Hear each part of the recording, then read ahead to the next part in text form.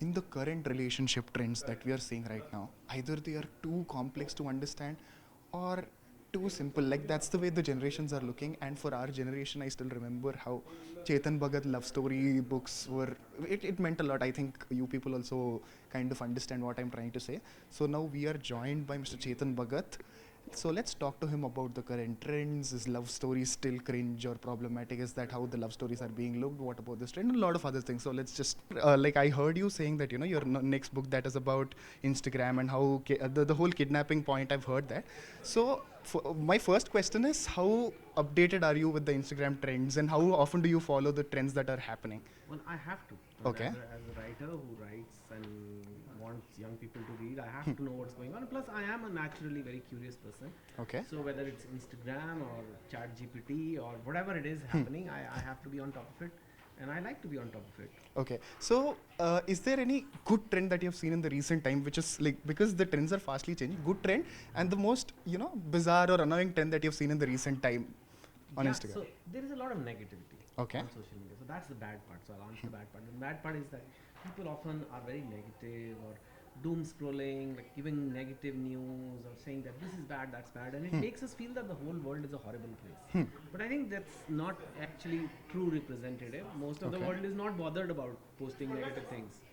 But the one good trend, at least the one I use, is you can use the social media for motivation.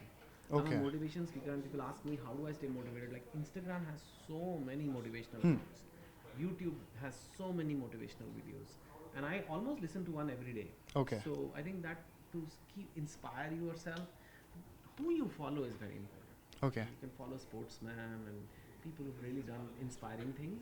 It will make a positive impact to your life. So growing up, I've read your love stories, and not just me. It's a generation that your love stories have impacted. But if you look at the current trend, there's a clear understanding of how people are looking at it. Like most of them, either they are calling it cringe, the current love stories that are coming, or problematic. Like this is how they are distinct. So how do you see this trend? Either cringe or problematic. They are trying to put it in a box. So Yeah, and I think we have to tell ourselves that life cannot be put in a box. Okay. Especially something as complicated as a love story or a relationships cannot be put in a box, and there is more nuance and the emojification of everything, where everything is either cringe and vomit emoji or amazing and therefore eyes heart emoji. It's not how life works. Life is complicated, and that's what makes it fun, and that's what makes stories fun. And I think like I don't see life that way. I don't see people as black and white. I don't see relationships as black and white. It's a cringe or it's amazing. Or, that's like a lack of nuance and lack of vocabulary. okay. I think. Okay, and one more thing, if like something related to this trend only, do you see like in the past 20 years, the way the generations are looking at relationship or how they are looking at changed, and how is it good, bad? What is your opinion about that? I don't know. I mean, it's changed for sure. I mean, for sure, every generation changes. It's a lot of it is online.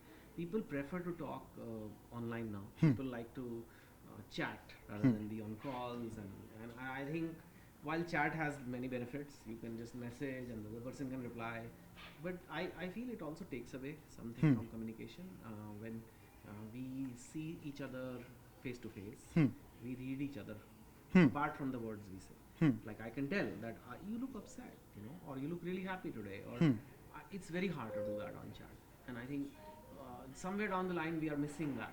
And I think people, if you are always on chat and not interacting with face to face with people, you lose the ability to read people. Okay. And one last question, sir. So, for the budding writers who are coming right now, like there is this whole chat GPT, AI, everything coming, right? So, what is your message to them, and how do you want some message from your side to see how their writing thing should go? It's good. ChatGPT is just one of the applications of AI which is going to be a very big impact on the world. Almost everything we do, just like the internet came 20 years back, it took a while, and then now internet is part of our life. Everything from shopping to booking tickets to seeing the way on the maps. Same way AI will also come into our life. And I think we just have to be good and disciplined and work hard and keep seeing what opportunities will also come because of AI. And I think you have to just align yourself to it. And that's really it. And even for writing, I don't think ChatGPT can replace a human writer, just in the same way as a digital art cannot replace actually human art. Okay, so no need to be insecure about AI and all of that. I mean, that won't help. Okay. Yeah. Thank you so much for, thank you so much.